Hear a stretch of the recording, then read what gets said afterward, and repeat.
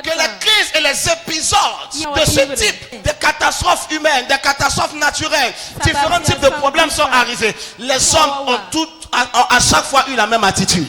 Quelle était leur attitude?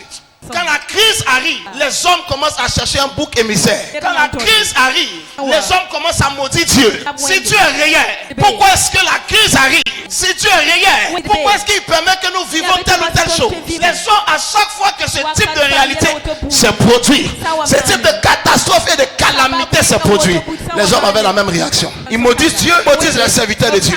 Ils commencent à maudire le gouvernement. Ils commencent, tout le monde est responsable, sauf eux. Voici pourquoi ne soyez pas choqués que les gens soient sur les réseaux sociaux et commencent à dire aujourd'hui, mais vos prières, où est votre Dieu? Vous dites, vous avez la puissance.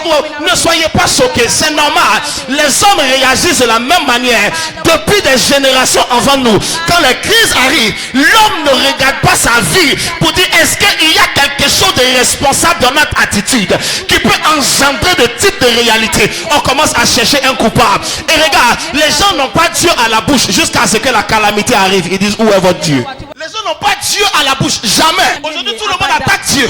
Tout le monde attaque les hommes de Dieu. Pourquoi? Parce qu'il y a la calamité. Et beaucoup sont troublés sur les réseaux sociaux, beaucoup sont troublés, et beaucoup sont vacillants.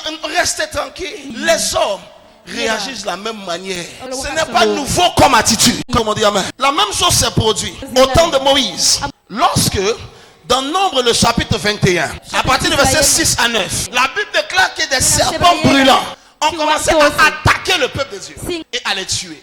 Des serpents brûlants dans le désert ont commencé à les mordre et plusieurs étaient en train de mourir. Plusieurs étaient en train de mourir. Et regardez l'attitude des gens. Ils ont commencé à crier à Dieu. Ils ont commencé à crier à Moïse pour dire, pourquoi est-ce que vous nous laissez mourir?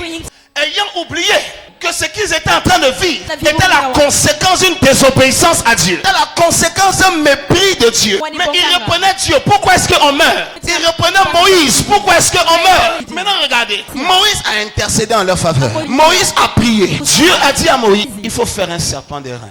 Fabrique un serpent en bronze. Il faut l'accrocher sur un bois. Mets-le en hauteur. Quiconque regarde à ça sera sauvé. Moïse a bâti, il a forgé cette chose. Il a accroché ce serpent. Mais vous savez quoi? Beaucoup de gens sont quand même morts malgré que la solution était suspendue. Parce qu'au lieu de regarder à la solution, ils attrapaient les pieds de Moïse. Moïse, pourquoi tu nous laisses mourir? Mais Moïse, il y a quelqu'un qui sauve. Il a donné le moyen du salut. Regardez à lui. Il est plus facile aux hommes d'accuser les serviteurs de Dieu plutôt que d'invoquer le salut de Dieu.